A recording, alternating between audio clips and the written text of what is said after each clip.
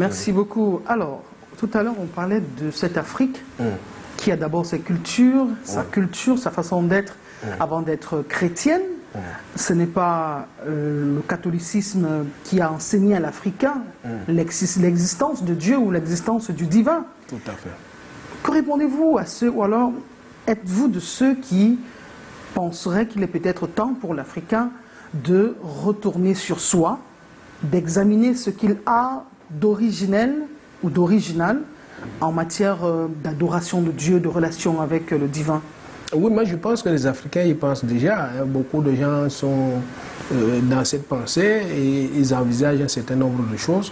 Mais il faut encourager. L'essentiel n'est pas de faire des schismes, c'est-à-dire créer pour créer, adopter d'autres choses pour adopter, mais de voir là où l'intérêt de l'Africain se trouve. C'est-à-dire que, comme on l'a dit, dans la famille, l'Africain se reconnaît beaucoup plus dans la famille, il ne se reconnaît pas dans l'individualité de chacun qui voudrait être le centre de notre planète.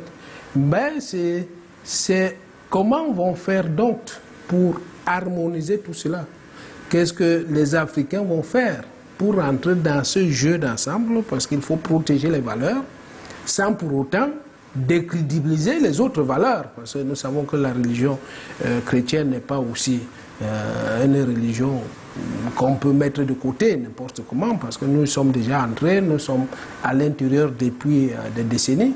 Eh bien, est-ce qu'il ne faudrait pas trouver une formule où nous allons travailler plutôt de concert, c'est-à-dire travailler avec les chrétiens en ayant peut-être un Dieu, je ne sais pas lequel, ben, toujours est-il qu'il n'y a qu'un seul Dieu, hein, quelle que soit la langue qu'on va lui donner. Sera ça. Mais je pense que les Africains y pensent déjà. Ou peut-être regarder d'autres dieux, par exemple, que ce soit en Orient.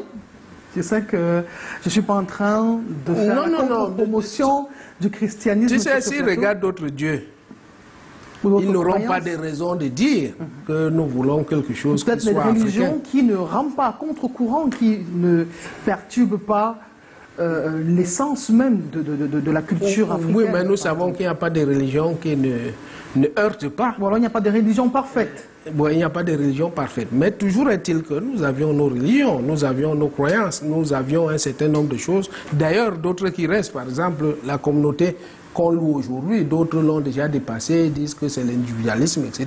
Il faut qu'on rentre à ce point central qui faisait l'Afrique. C'est-à-dire que cet amour pour la famille, cet amour la solidarité. Voilà. Et pour revenir à cela, peut-être il faut qu'on se débarrasse un peu de tout ce qui peut nous apporter, nous troubler dans cette perspective. Mais se débarrasser n'est pas qu'on chasse les autres. Se débarrasser, c'est que on dit aux autres ce que nous avons de bien et que nous le maintenons, quel que soit ce qu'ils veulent, et qu'ils acceptent. C'est-à-dire que ce n'est pas une forme de guerre. Non, il n'y a pas de guerre, il y a tout simplement la réalité, le respect de nos valeurs, et nous y maintenons. Mais nous sommes dans un monde qui est tourbillonnant, c'est-à-dire qu'il y a des forces qui y règnent. La LGBT, on a vu par exemple une personne venir ici faire la promotion de ce que nous autres avons, enfin nous, je parle de nous, c'est-à-dire le Cameroun par exemple, a rejeté. Parce que lorsque vous prenez une loi contre quelque chose, c'est la majorité qui prend la loi, c'est-à-dire que c'est la majorité qui vote la loi et ça a été promulgué. C'est une loi qui date de 2016, je veux dire, qu'on a ajouté parce que l'homosexualité était déjà condamnée avant par notre code pénal de 1967. Et les pays africains qui sont essentiellement dépendants des partenaires, des bailleurs de fonds, et les bailleurs de fonds... Mais c'est là où on va nous juger. C'est là où on les bailleurs juge, de fonds également peuvent faire du chantage aux pays africains. Si vous, accepte... si vous ne laissez pas passer, on pourrait vous couper des vivres, vous pourrez mourir. Mais c'est là où on juge donc l'homme. Si tu es accroché à tes valeurs, si tu es attaché à tes valeurs, tu ne vas pas tomber sur... il vaut mieux crever de faim que de perdre ce qu'il a de ses valeurs.